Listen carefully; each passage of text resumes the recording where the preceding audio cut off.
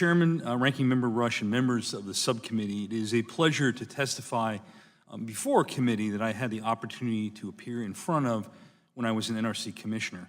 I'm here today as a senior advisor to Clear Path Action, although I am a full-time partner at Pillsbury Law. Founded by businessman Jay Faison, Clear Path Action's mission is to accelerate conservative clean energy solutions. To advance the mission, Clear Path Action develops cutting-edge policy and messaging and works with policymakers and industry. During my time at the NRC and in positions I have held since then, I've had the opportunity to visit all 99 nuclear power plants in the United States and over half of the 450 nuclear power plants around the world. I've been impressed by the commitment to excellence in nuclear power operations that I have seen at all of the plants I have visited. I would first like to turn to the matter of advanced nuclear reactors.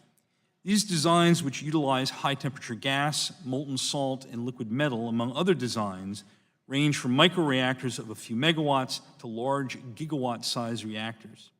While they represent a diversity of sizes and cooling methods, they generally possess enhanced safety features as well as improved economics when compared to existing reactors.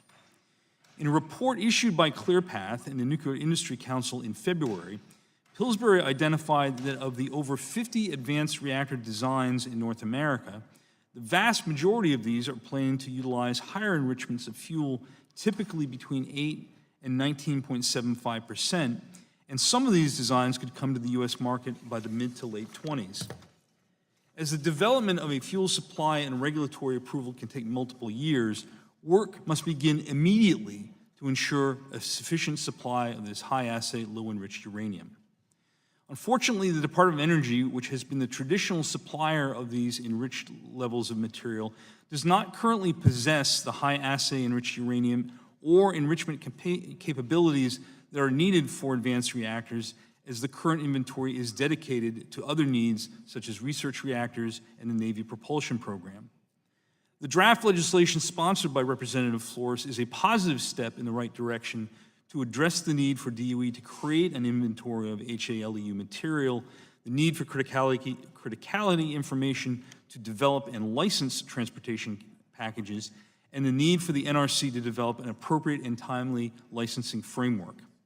In addition to strongly supporting this legislation, ClearPath Action's written comments provide a specific suggestion for improving this legislation. We also support the draft legislation offered by Congressman Wilson to require the DOE to prepare a report on the potential deployment of privately developed microreactors at DoD and DOE facilities. ClearPath's written testimony also includes a recommendation for strengthening this legislation. The NRC has continued to make commendable progress in right-sizing its workforce and budget, but ClearPath Action believes the Commission can and should take further steps to streamline its services consistent with the mission to protect public health, safety, and the environment. The legislation sponsored by Congressman Kinzinger and Congressman Doyle appears to be a common-sense step to provide the agency with a funding mechanism that aligns its mission and costs. We applaud the provision that excludes fees for the development of the regulatory infrastructure for advanced reactor technologies. We believe this exclusion will allow the NRC to be appropriately prepared to review these technologies, yet avoid placing the cost burden for these preparations on the nascent developers of these promising designs.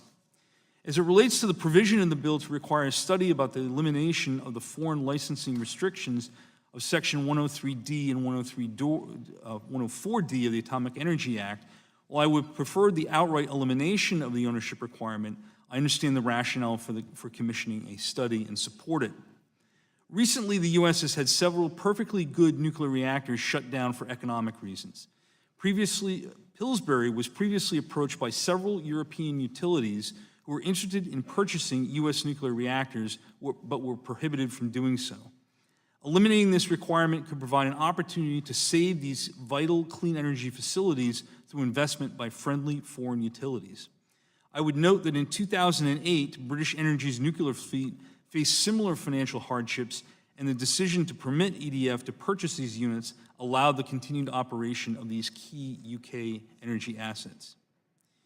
We have reviewed the draft submitted by Congressman Johnson to facilitate the process by which DOE authorizes export of civilian nuclear technologies. We support this legislation and believe it makes an important step to further streamline the process for some applications submitted under 10 CFR Part 810.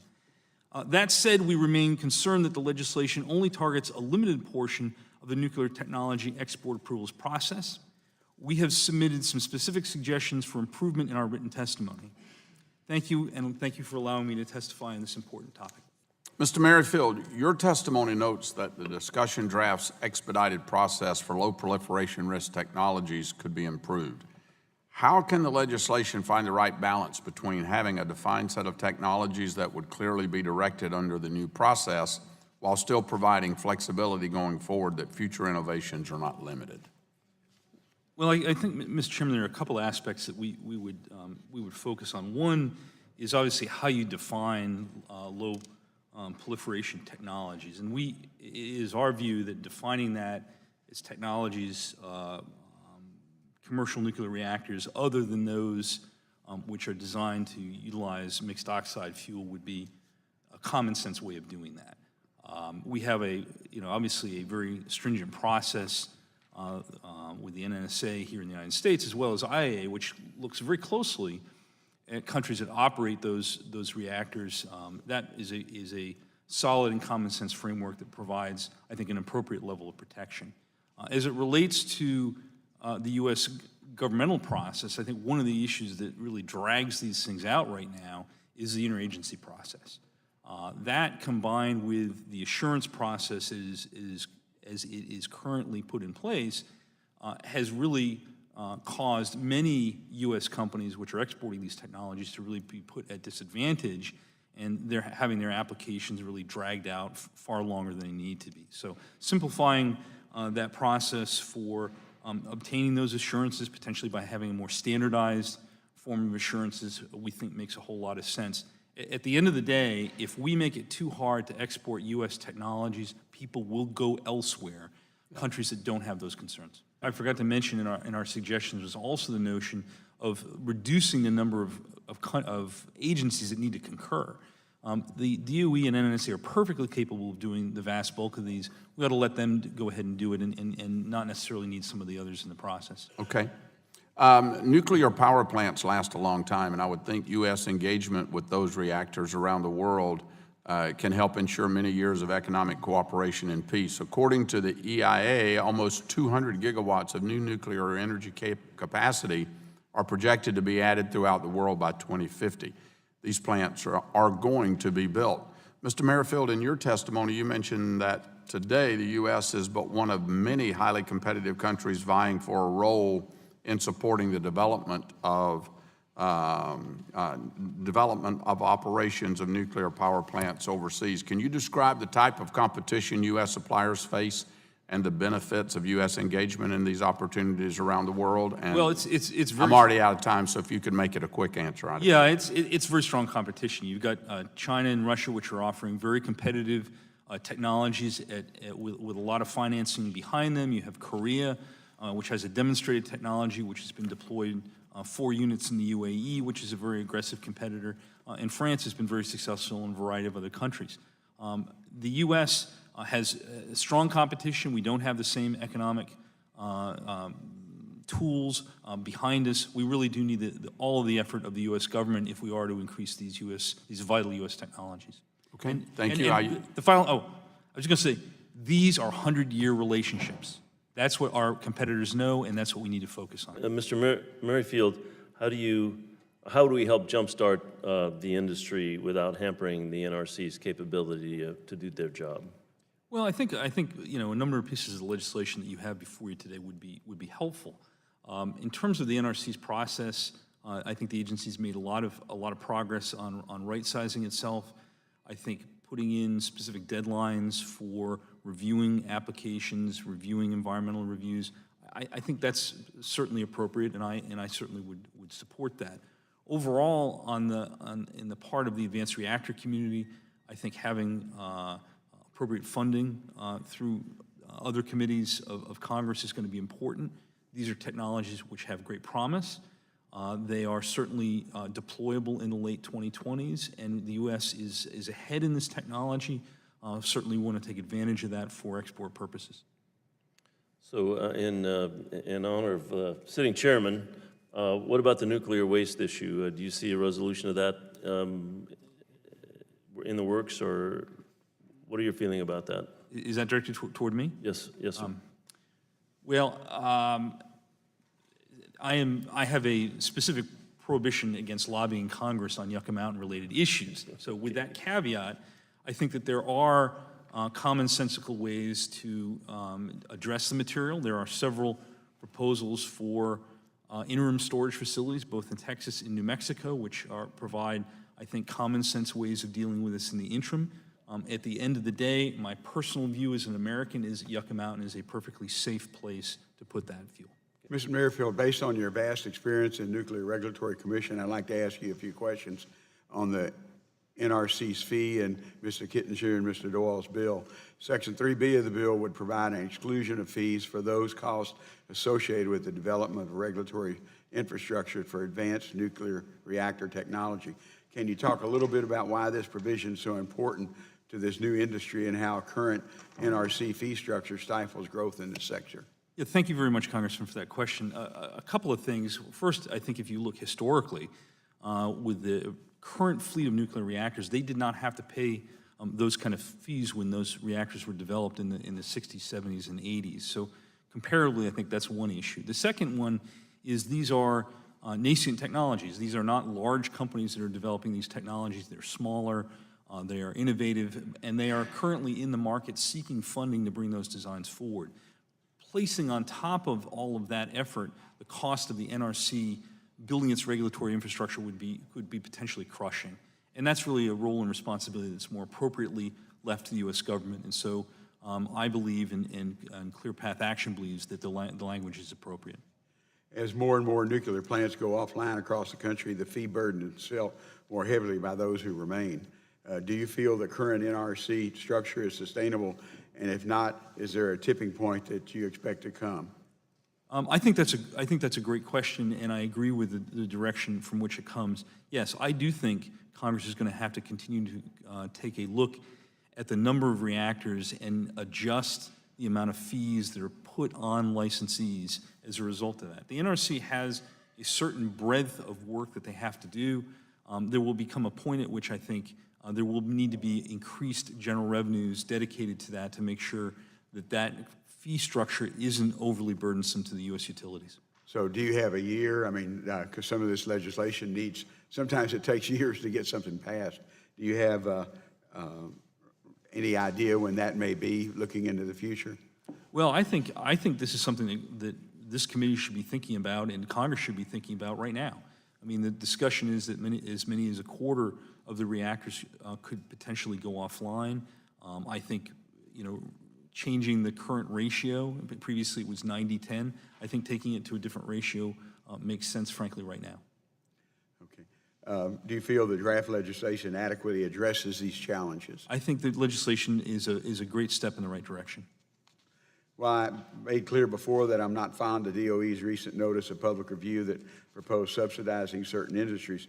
I do think we face a challenge that needs to be addressed. We've heard from many witnesses on multiple pieces of the legislation. What else should Congress be looking at to shore up the domestic nuclear energy production in the coming year, other than these legislation?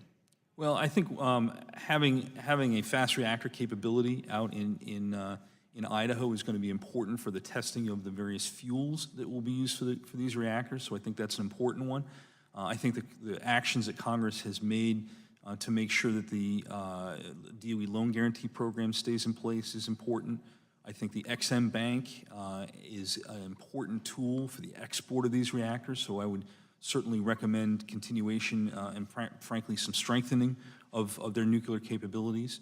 Those are among some of the things I think Congress ought to look at. For all of you, I've seen some of your testimonies in reference to China starting to load fuel into a new nuclear power plant, and India, Russia, and Korea leading the United States in deploying large nuclear reactors over 1,000 megawatt units.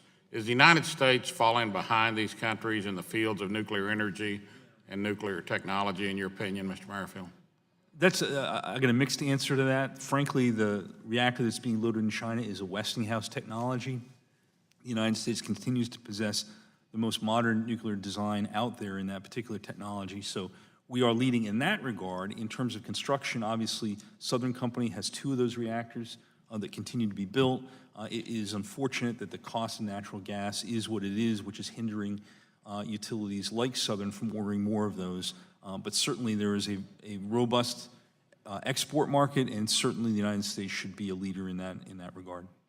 Mr. Merrifield, H.R. 1320 would exempt a number of activities from NRC's fee structure. Can you give us a sense of what those activities would include? I don't have the list in front of me right now. The one that we've certainly focused on is an exclusion for the costs associated with developing a regulatory infrastructure for the regulation of advanced reactors. We think that particular language makes a lot of sense. It's important that the NRC put that structure in place. It is working very hard to do so right now. There are upfront costs that are associated with that kind of activity, and certainly we think that should be borne by general revenues rather than the individual developers. One of the elements I included in my written testimony is a suggestion that you may wish to increase that to allow some degree of regulatory research as part of that advanced reactor program, so the NRC had the tools looking forward to appropriately regulate those, including an appropriate balance of risk-informed regulation in that part. So that we certainly think that is a very good element of that program. So the NRC currently recovers approximately 90% of its budget from license fees. Yes. Are any activities exempted under this bill currently recoverable by NRC? I'd have to look at the individual elements of the legislation to go past it. I mean, there are certainly some areas where there may be an overlap, but I'd have to confirm that. Okay, thank you. And do you have any estimates, and if not, Mr. Chair, maybe we could ask NRC of how this bill might change that 90-10 cost recovery if enacted? I do not have an estimate of that. I do think you're quite correct. Directing that to the NRC would be more appropriate. I understand that a research reactor in Norway, known as the Halden reactor, is currently shut down for maintenance, and the Norwegian government is discussing the future of the reactor. My question is, what sort of capabilities does that reactor provide for American research needs, and what are the implications for the advanced nuclear community if the reactor is shut down? I had the opportunity to visit the Halden reactor when I was a member of the NRC. The NRC actually contributes money toward that program. There are a variety of countries around the world that are members of their research programs there. It is a critical research facility. It is one that has some of the longest fuel that's been in there for some of the longest periods of time in the world. It would be a real loss to the international nuclear community if Norway were to make the choice not to. So there's a potential role for the U.S. in that? So I would say certainly. There certainly is a role.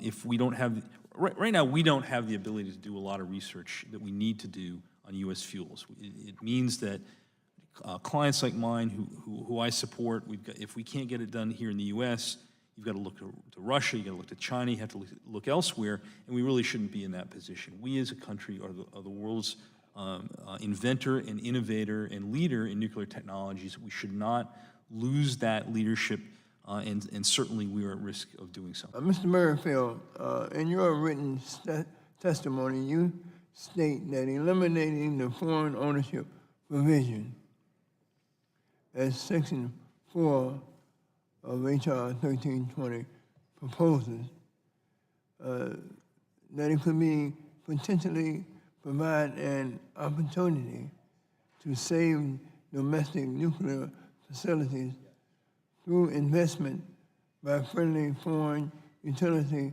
partners.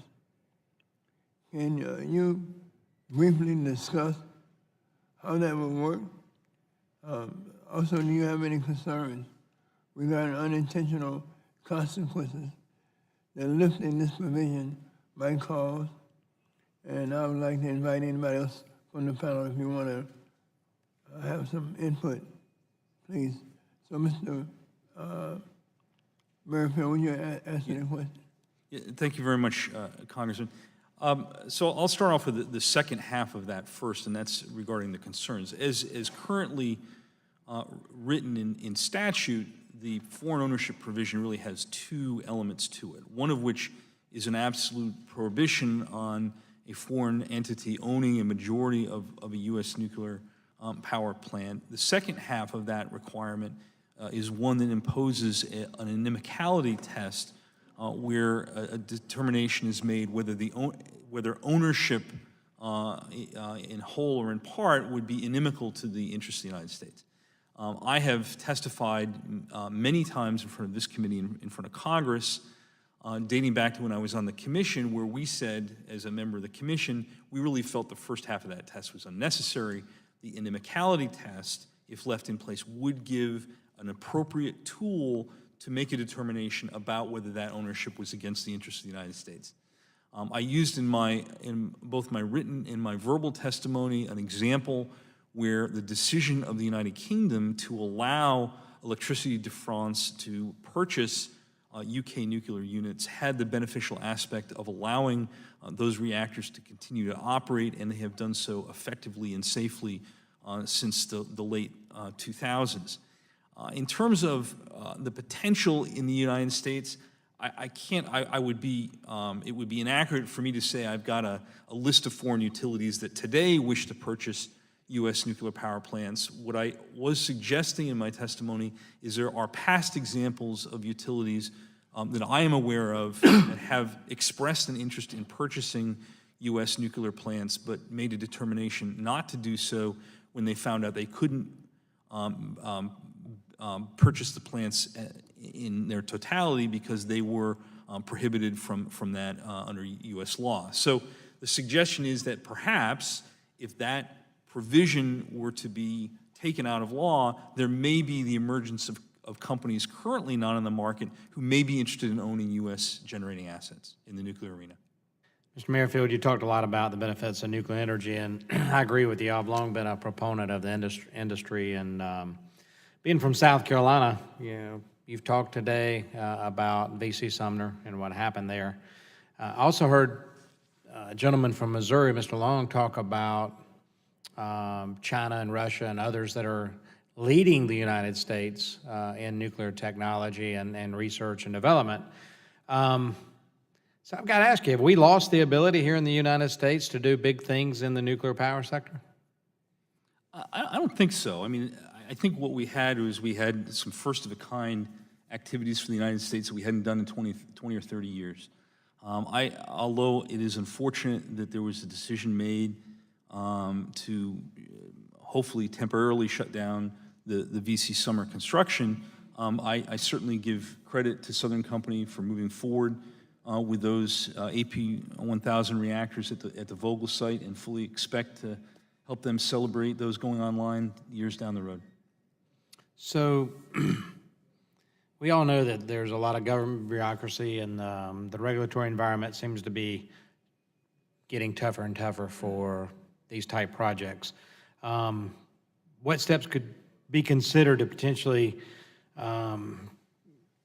thwart a cumbersome and inflexible regulatory regime from inhibiting new nuclear development? Do you think the gentleman from Illinois, Mr. Kinzinger's legislation will help with that? I do. I think there's a couple of things here. One is I do think it's appropriate to have timelines for the agency to conduct review of various activities. I think there's nothing wrong with that. We did those kind of things when I was a commissioner. I think as well, making sure that the agency is right-sized and has the appropriate mix of people and dollars is important. They have reduced to a certain extent. I think there is more that can be done in areas that the agency, frankly, haven't gotten the focus it probably should have. So I think between the two, the legislation and then things that NRC can do on its own, are going to be important in getting there. We want to reinvent the wheel every time we do a new nuclear project when we've got proven reactor technology out there and design, but we're spending all this money to reinvent it. Just on that score, I mean, these new technologies provide also some different avenues. You know, the traditional technologies, the AP1000, 1,000 megawatt base load power, some of the molten salt reactors, high temperature gas reactors are smaller. They can be used in different ways. They can be used for desalination. They can be used in remote locations in some circumstances. They can be used for process technologies to provide very high temperature heat for chemical and industrial processes. So in that regard, although it is doing something different, it is meeting a series of demands that currently aren't met.